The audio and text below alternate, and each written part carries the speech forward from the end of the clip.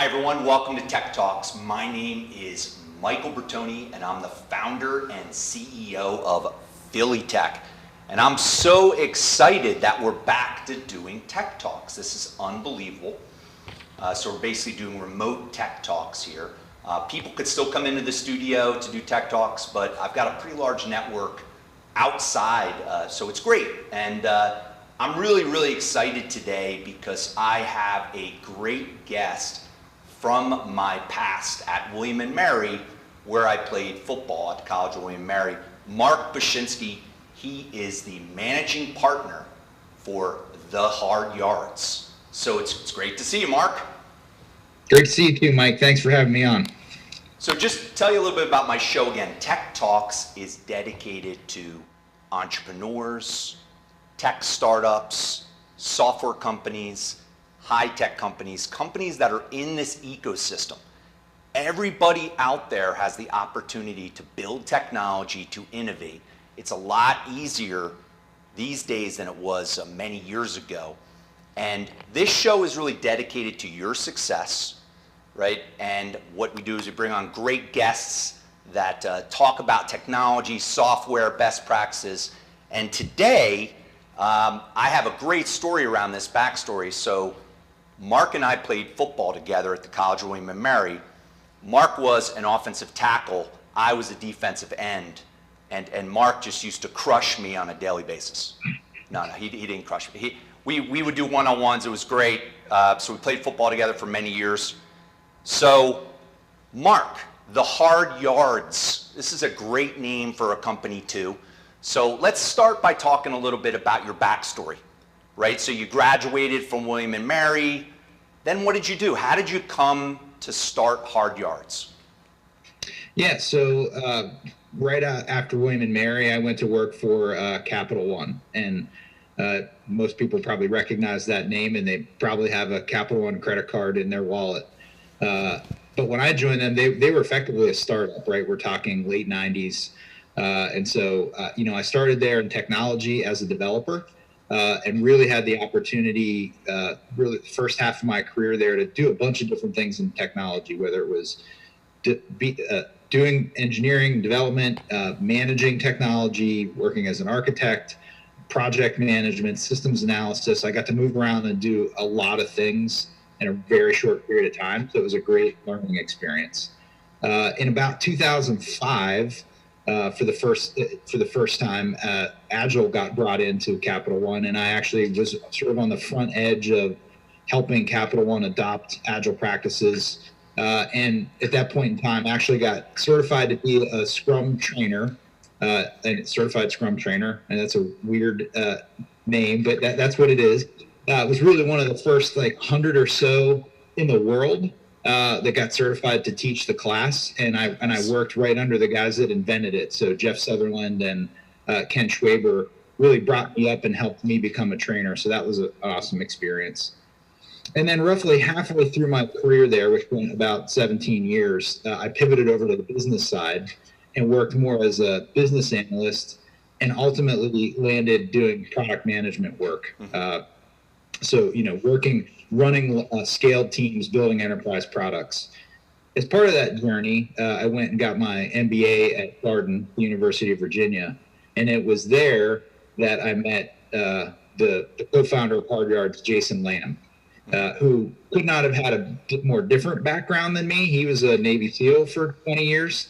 But what we had in common was a passion for technology, an appreciation for using Agile practices and things like design thinking, and an entrepreneurial spirit. So the seeds of Hard Yards got planted at Darden, and in October of 2016, I made the move to leave Capital One and go join the Hard Yards crew, and we've been rocking and rolling ever since.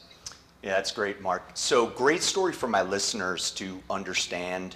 So the way I actually connected with Mark, I wouldn't have connected with Mark if it actually wasn't for COVID, believe it or not. So when the COVID thing hit, and this is a best practice we should all learn.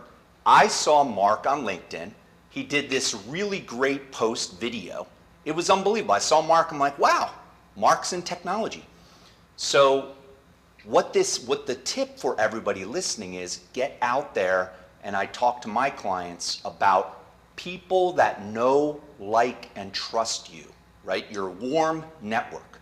Make sure that your warm network knows what you do and connect with your warm network. So I saw this post, I reached out to Mark, I think like in the middle of the night, and basically we're talking, I'm talking to his company, right? I'm getting him on the show, and we're developing a relationship again. So it's super, super exciting.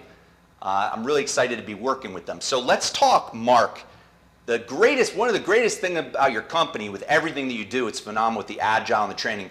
I love the name, Hard Yards, right? The Hard Yards, right? It's great. I thought it was football. So tell the audience a little bit about how'd you come up with this name and how does it wrap around what your company does, and tell the audience a little bit about your company and what they do. Absolutely. Yeah, it's not a landscaping company. So that's one of the common fallacies. We don't do that.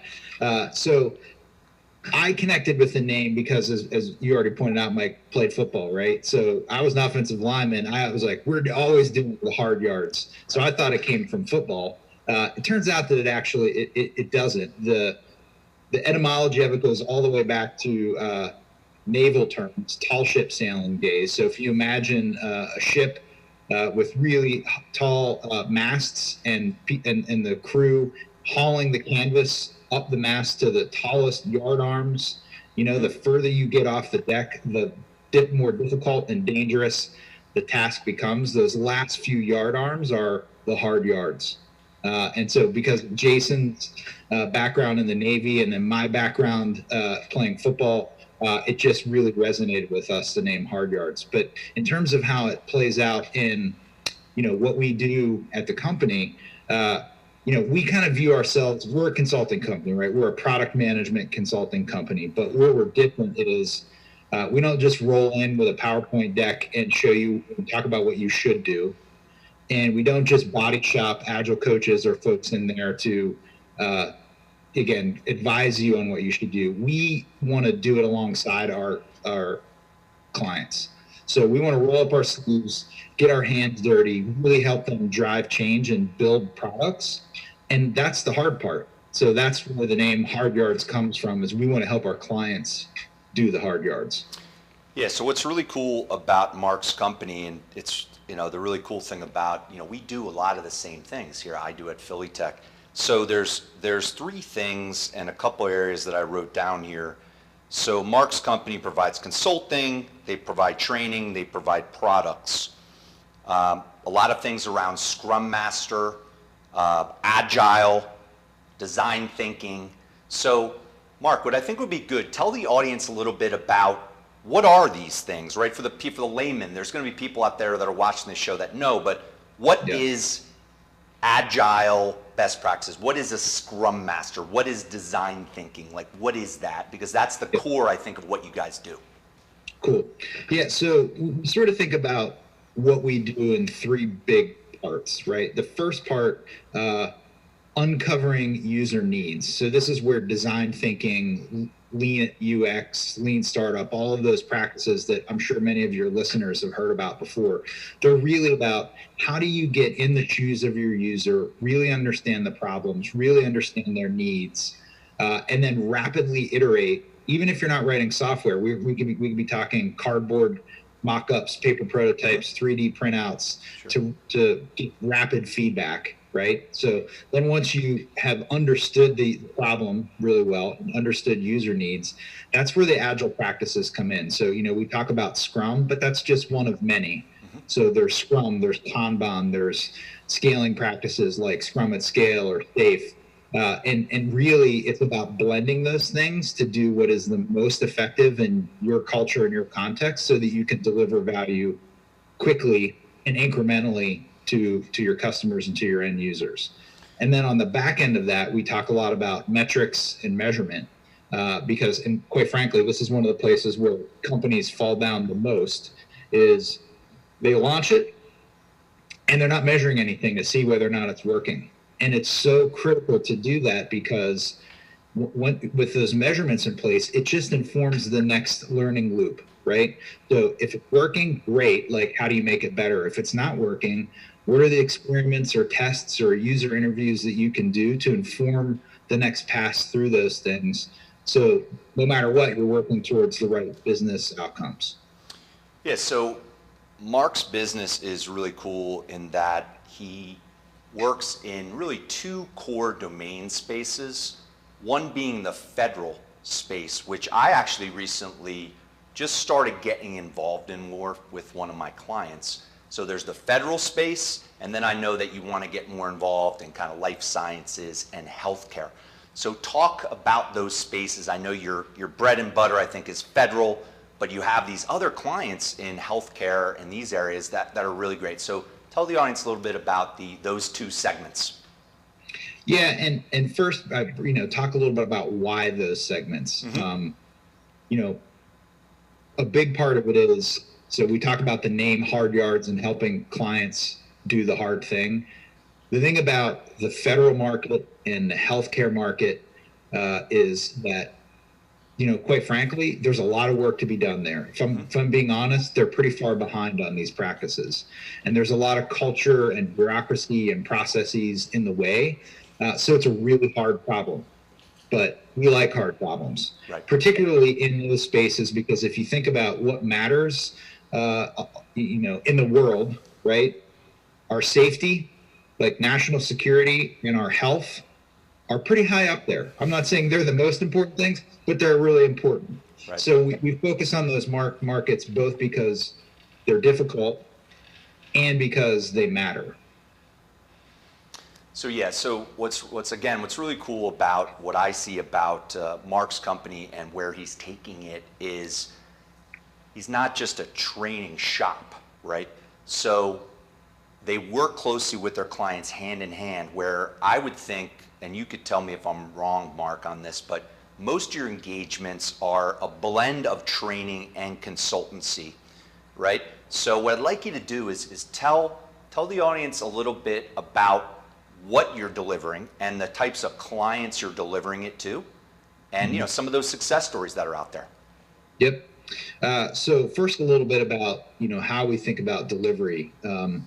We use this phrase "shu-ha-ri" that comes from martial arts training, right? Shu-ha-ri breaks down like this: Shu, learn the rules, right? So whether you're learning a new agile practice or design thinking technique, or if you're in martial arts training and you're learning how to throw a reverse punch, or for me, I'm a Brazilian Jiu-Jitsu black belt, so learning how to do an arm lock for the first time, the first thing you need to do is learn the rules.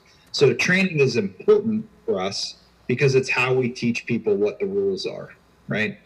Then shu-ha, right, is break the rules. Because everybody's context, culture, problem sets are different.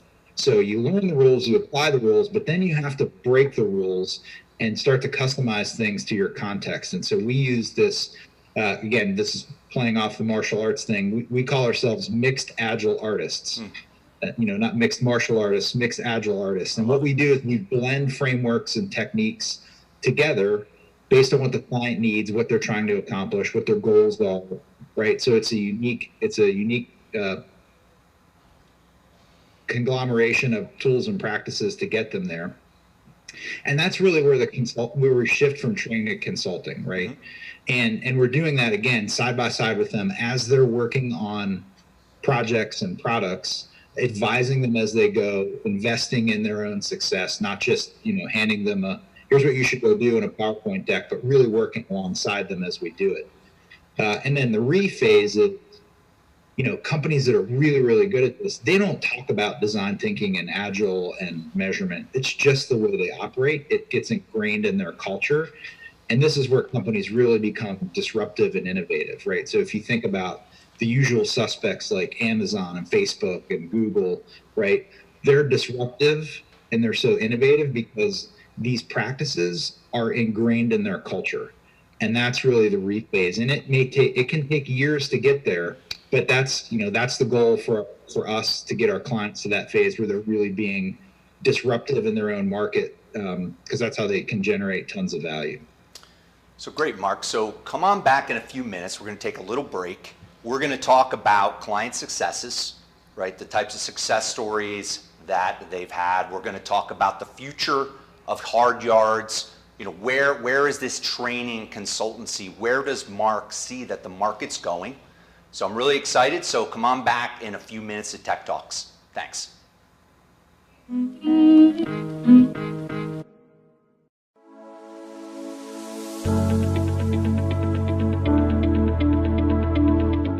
The session that we had with BCAT was really entertaining and enlightening. We were able to put together some very specific steps that we as individuals can take, and it was really fun to all come together and see sort of where we're going as a team and how we can all get there together.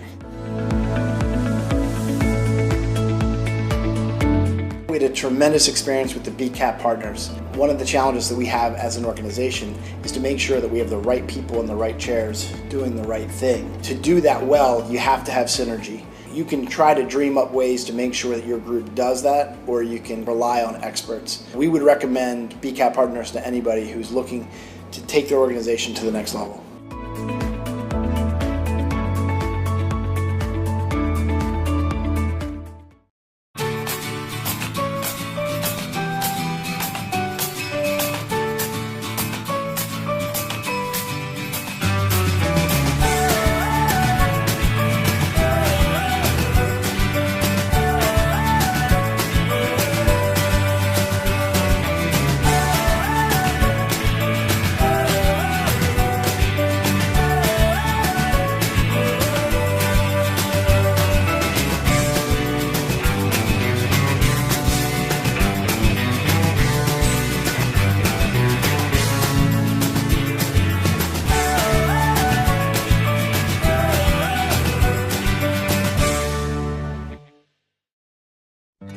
I want to be a contender. I want a warm belly to sleep on. A big house. How do I look? Do I look good? I want to play hard. My nails done once a month. I want a home. I just want a home. I want someone to love. Last year, more than 30,000 companion animals came to us without homes. 20,000 of them were felines. Let's make some homes together. Hello everyone, I'm Mark Iorio. I'm the host of Rainmakers Roundup right here on RVN TV. The show is about looking for people who are in competitive businesses that are doing something different and unique in the world of sales and marketing. Join me right here on Rainmakers Roundup on Wednesday mornings at 9 a.m. and then again on Thursday evenings at 6:30 p.m. right here on RVN TV. Today's show is sponsored by Dr. Jacqueline. Take charge of your life personally, financially, and professionally. Visit drjacqueline.com to book an appointment today.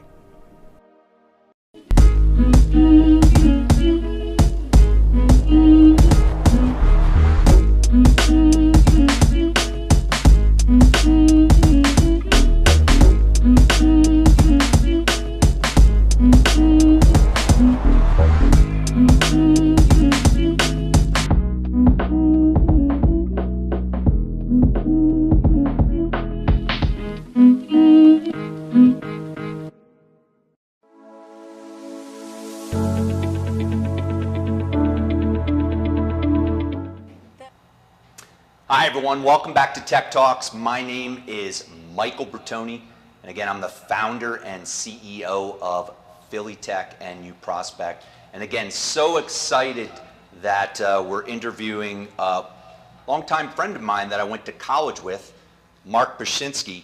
And we were talking about their services. They have a training and consulting company that works with federal clients and then obviously non-federal clients.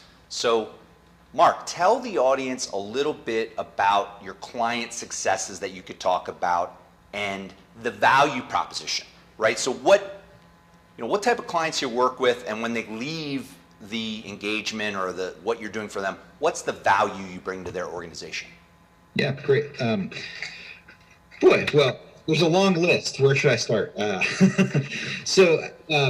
every situation is unique. So this isn't a one-size-fits-all approach that we take. But just jumping into this, a couple of things that we've done, right? So in the federal market, we tend to do a lot of innovation consulting, right? So looking like running challenge events, running hackathons, things like that. So a couple of examples, we worked with an Army client where they were looking at the mega city problem. So how do you operate, communicate, execute missions when you're in a massive city with, skyscrapers and subways and all those sorts of things? It presents all sorts of technological challenges. But what we help them do is really understand the end users, so the war fighters, the leaders of those units. What are their needs? What are the problems that they're trying to solve? And we helped run an event where we brought together technology experts, companies with unique technology, and these end users to unpack those problems and really jumpstart some innovative work for the Army. Right, so that's one example. Yeah. Another one is sticking with the federal market. We ran a counter UAS event. So for the folks who don't know all of the military acronyms, drones, right? They had a problem where the bad actors were flying commercially available drones, something you could buy on Amazon, into places where the military did not want them to be. And they had to come up with some innovative solutions quickly to deal with that.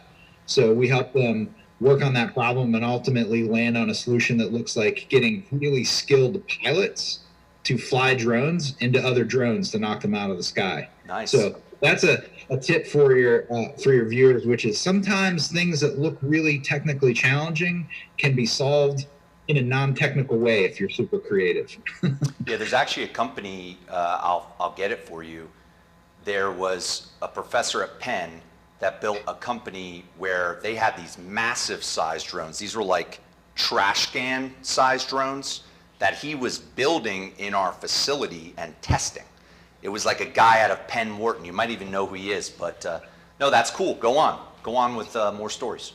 Yeah, sure. So shifting out of that into kind of the healthcare space, we had a healthcare client, and their challenge was they really needed to amp up the pace in their ability to deliver data and analytics, right? Mm-hmm. Specifically, operational, clinical, and financial data in a set of dashboards. Right. So what we did for them is, we started with training. We did some design thinking, user-centered design, and helped them identify the specific personas that they wanted to go after. And we landed on the executive team as the customer set that we wanted to focus on for these analytics. Mm-hmm. And then we worked alongside their team to teach them agile practices by doing them and producing dashboards. And we massively changed their ability to get new dashboards, new data, new insights into the hands of users. Mm-hmm. And really in a matter of a month, completely changed the way they operated their data and analytics team. So that was a really great success for them. Delivered real value in terms of insights into, I can't talk about this too much, but how they pay providers. Mm-hmm. And what they thought productivity was and what productivity actually is. And once they saw that data, there was just this massive that aha moment, right? And we helped them get to that really, really quickly. So one more example from a healthcare client. This is a very large multinational healthcare client who is undergoing a big transformation in the way they work. So they were traditionally waterfall development shop, really trying to embrace the agile mindset and the agile practices. And their challenge was, how do we do this at scale? How do we train people? How do we coach people? How do we motivate people to adopt these practices when you're talking about, across the globe? And so we created a really unique product for them that we call our accelerator product. Right. That works with a cohort of folks over a series of 12 weeks. We do instruction, so it's a little bit of training, but we give them homework and pre-work that's really focused on their problems in real life. And so they learn by doing. And we had really great success with that product at that client. And now that's become something we're offering to other clients, and we're seeing amazing results working with teams, not just changing people's mindsets, but really driving better business outcomes through the application of that really intense coaching and consulting and working alongside their teams. Yeah, what I hear a lot is, and I think a lot of listeners might agree, when you think of the federal space, you think, these guys aren't innovating, right? And I actually think there's a lot of business for you up here in the Philadelphia market, because I've been to some events where you can imagine, like, if there's not a company like yours that specializes in what you do in the region here, right? It's like a lot of these, there's just federal and state and local, the systems are like outdated. The processes are old, the people, right? So, I think it's really cool, the federal space. A lot of listeners might know this, but Mark had told me the other day again, there's like one portal where a lot of these projects come in through. And I was like, geez, how do I get access to that portal? Right? Mark, it's like, so Mark tells me about these projects coming through. It's phenomenal. They're able to pick and choose the ones that they want, the ones they want to focus on. So, Mark, tell about the future of hard yards, right? So, where is this market going? Where do you see your company going, right, to provide more value to companies? Yeah, so I think where we're going is really. So what I talked about is pieces and parts of what we do that we've deployed, one, like a little bit of design thinking for one customer, some agile training and coaching for another. Where I think we're going, and we're seeing this happen, as we speak, is rather than working backwards from an objective that looks like, hey, we want to learn design thinking or we want to do agile, working backwards from what is the business outcome that you need, particularly today, right? The challenges that every organization is facing, whether that's federal or commercial, are unique, unprecedented, changing every day, and super challenging. Right. And so they have to be nimble in the way they think about the problem, and they have to be focused on outcome. So if we're going to be successful, we've got to be working backwards from driving results that really matter to our customers. And in order to do that, I think it means that we're doing more work with leaders, quite frankly, because teams can only go so far without the right environment. So we've got to make sure the environment's correct by working with leaders and leaning into the measurement side of it. So things are working. You can see the outcomes happening, as we're executing the engagement. So I think that's where we're going. That's where we are, and I think we're going to continue down that path. And what are the areas that you see? Because you mentioned data, right? Big data and analytics. I think that's an area that is always an issue. Obviously, there's AI, there's machine learning. You talked about robotics with drones.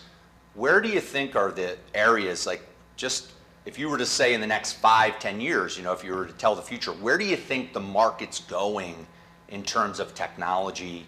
And, what are your thoughts? What are your ideas around it? Well, this may or may not be the answer that you're looking for, that your users want to hear, but I think here's the problem, right? Technology is changing so fast that placing a bet on any certain path of technology, to me, is massively risky, right? And the way that I think about this, and to a large degree the way that we operate as a company, is the goal is not technology adoption. Right. The goal is not, hey, we need to do AI, or the goal is not, we need big data. The goal should be, we have this unmet user need, or this business outcome, or this opportunity in the market that we see, and we want to go solve real problems. Right. The technology that you deploy to do that is absolutely secondary to the problem.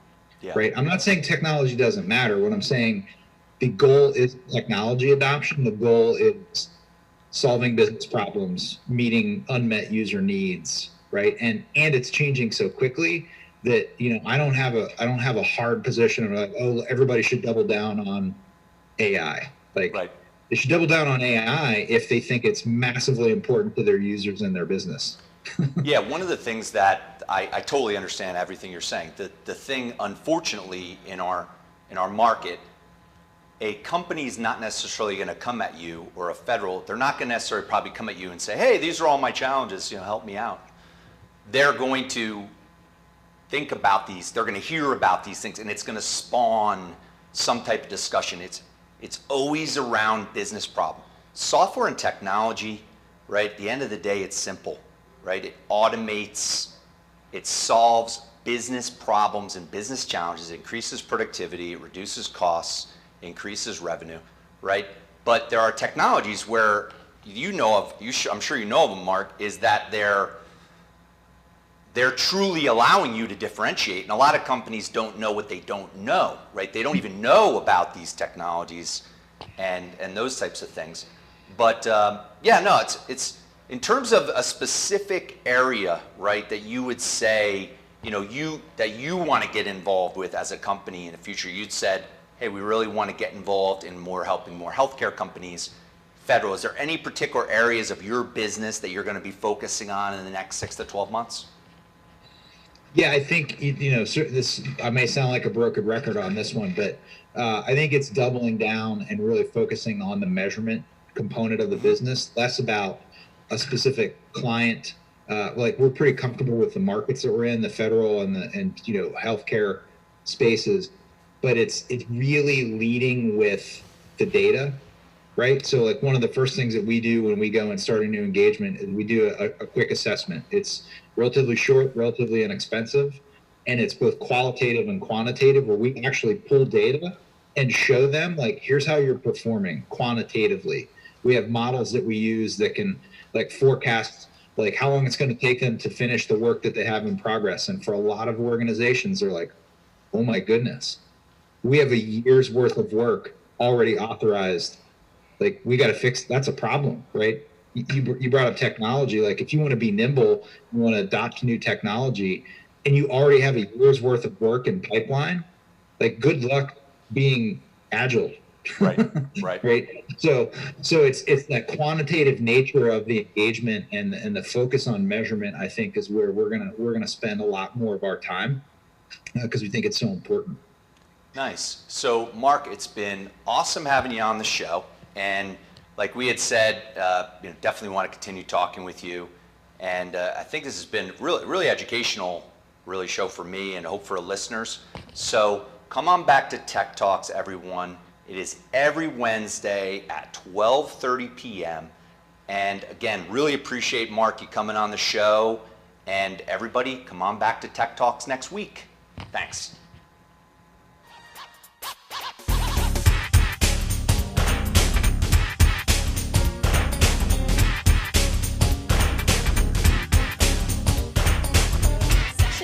With BCAT was really entertaining